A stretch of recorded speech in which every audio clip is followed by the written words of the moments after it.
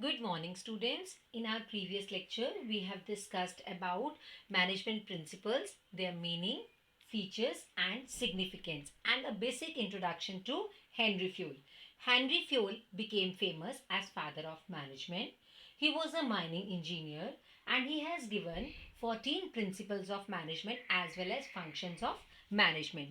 So, today we are going to discuss about the principles of management as given by Henry Fewell.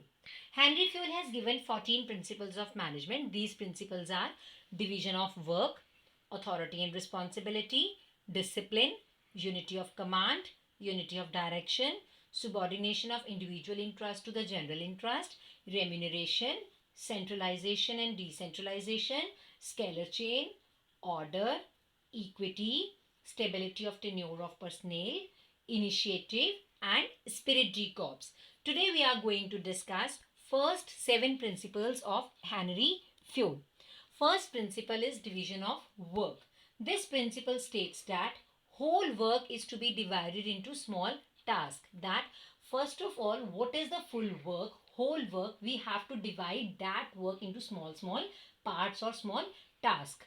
Instead of assigning the whole work to one person, one work or task should be assigned. Instead of giving one person the responsibility of completing one whole full complete work, one person should be given one particular task. Division is based on qualification, capability and experience of person.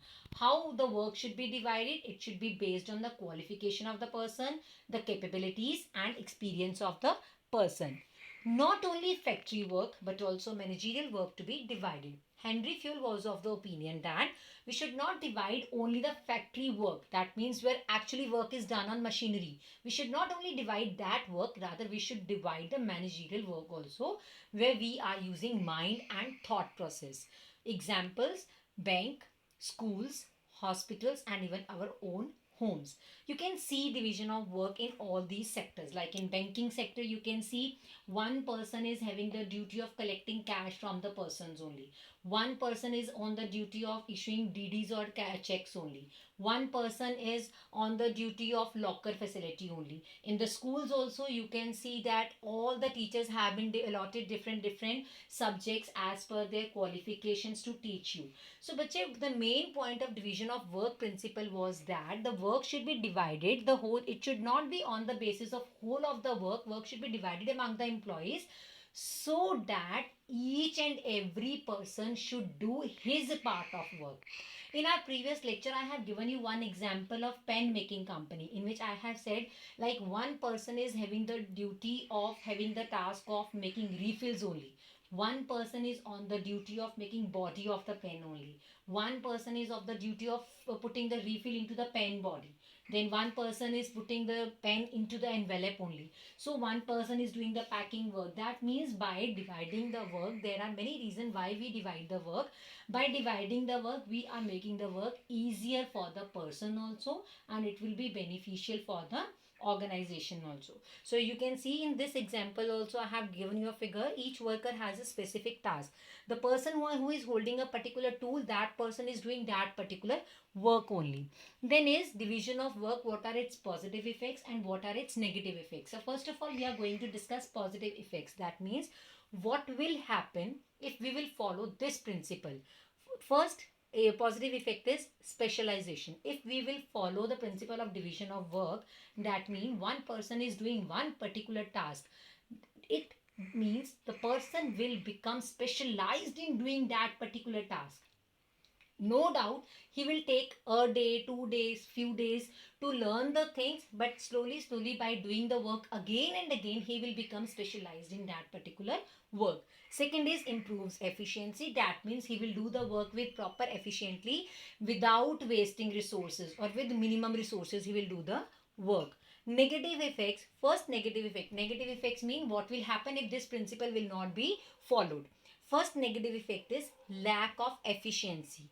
That means if employees, the work is not divided among the employees, each time employee is being given a new work, that means the employee will not be able to do the work efficiently. He will not be using the resources optimally. There may be wastage of resources also. Second is no specialization. That means we are doing again and again different kinds of work, so we are not going to get specialization in any particular field. Third is chances of duplication of work. Sometimes it may happen ki one particular task is repeated by some other person also, and some task remains untouched. So this was the principle of division of work. Second principle is authority and responsibility. I have told you about authority. Authority means power to take decision. That means we must have some power to take the decision. And responsibility means obligation to complete the job assigned on time. That means whatever job has been assigned to us, that should be completed on time. That is responsibility. What does this principle says? There should be a balance or parity between authority and responsibility. There should be a balance. Balance means authority and responsibility should match with each other. No one should be more, no thing should be, no, neither authority nor responsibility should be more or less than each other. Excess of authority brings negative results. If you will give someone more authority as compared to responsibility, that means that will give negative results. अगर आप किसी को power ज़्यादा दोगे, काम नहीं दिया उस पर्सन को, पावर आपने ज़्यादा दे दी, बट वो पर्सन अपना ज़्यादा कहीं ना कहीं ईगो के साथ पर्सन अपने सुबॉर्डिनेट से काम करवाएगा. That will give negative results to the organization. Excess of responsibility will also give negative results. अगर आप किसी को responsibility ज़्यादा देते हो but you are not giving him power to take the decisions, that will also give you negative results. This principle says authority should match with the responsibility. A simple example to explain this principle is, for example, a company has given a target of producing 100 units to its production manager, that he has to get the 100 units of a product produced in a particular day. But authority has not been given to him to purchase the raw material, that he cannot purchase the raw material. If he is not having the authority to take decision regarding purchasing of the raw material, how he will complete the work on time? How he will complete the work? That is, he will not be able to complete the work because he has to depend upon others to purchase the raw material. That is why they are saying authority should match with the responsibility. Now comes positive or negative effects. First positive effects is no misuse of authority. That means if authority is matched with responsibility, there is a balance between authority and responsibility. No one is going to misuse the authority because the focus is on the work only. Second is helps in meeting the responsibilities on time. If you are being given proper authority according to your work, you can take your decisions on time and you can complete the work on time. Then comes the negative effect. First negative effect is misuse of authority or non-completion of work due to less authority. Suppose authority is less than responsibility. Just say I have given you one example. In that case, you cannot take the decision. What will happen in that case? In that case, you will not be able to complete the work. And in case you will be given more authority, then you are going to dominate other people according to your authority. Then is overburden with work with excess responsibility. And if you are given excess responsibility as compared to authority, that means responsibility is more than authority. In that case, you are going to feel overburdened with work. So this principle says that there should be a balance between authority and responsibility. Third principle is discipline. You all are very well aware of discipline. Discipline means following code of conduct, rules, regulations of employment, regulations. Then good superior at all levels. First of all, whatever rules and regulations are made by the company, whatever rules are mentioned in your, whatever code of conduct is mentioned in your employment agreement, you are supposed to follow those rules and regulations. Second thing is good superiors at all levels. If superiors will be good and efficient at all the levels, definitely there will be proper discipline in the organization. Third is clear and fair agreement among superior and subordinate. There should be clear and fair agreement among superior and subordinate, that they must be knowing what work they are supposed to do, how much work they are supposed to give, how much order they are supposed to give to the subordinates. Everything should be clear among the minds of the people. Meeting commitment at all levels. Discipline does not only mean that to be in discipline. Commitments ko fulfill karna on time. That is also called discipline. Judicious application of penalties. Then discipline also means that if rules and regulations are not followed, then penalties can be imposed or applied.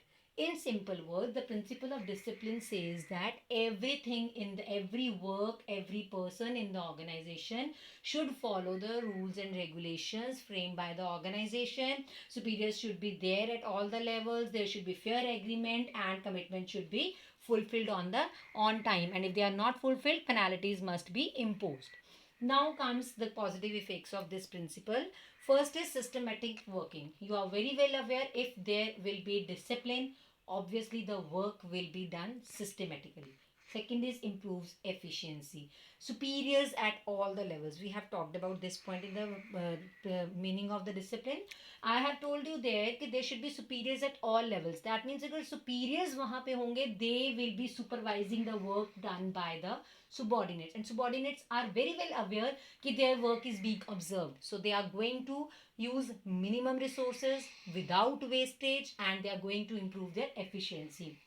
Negative effects of this principle is disorder, confusion and chaos. If there will be no discipline in the organization, there will be mismanagement, there will be disorder, so much of the confusion and chaos will be there.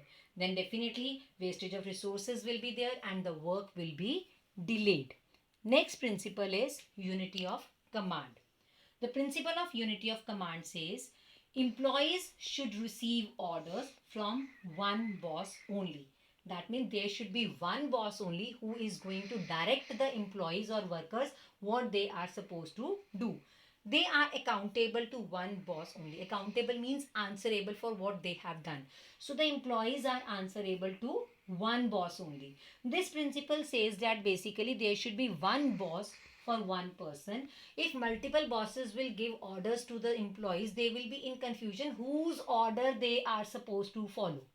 If there is one subordinate, मान लो कोई भी एक subordinate है, उसको two bosses they are giving orders, तो the subordinate will be in confusion कि मैं अपने A boss की सुनूं या B boss की सुनूं. वो जिसकी नहीं सुनेगा उसके साथ उसके clashes occur होंगे. Fine.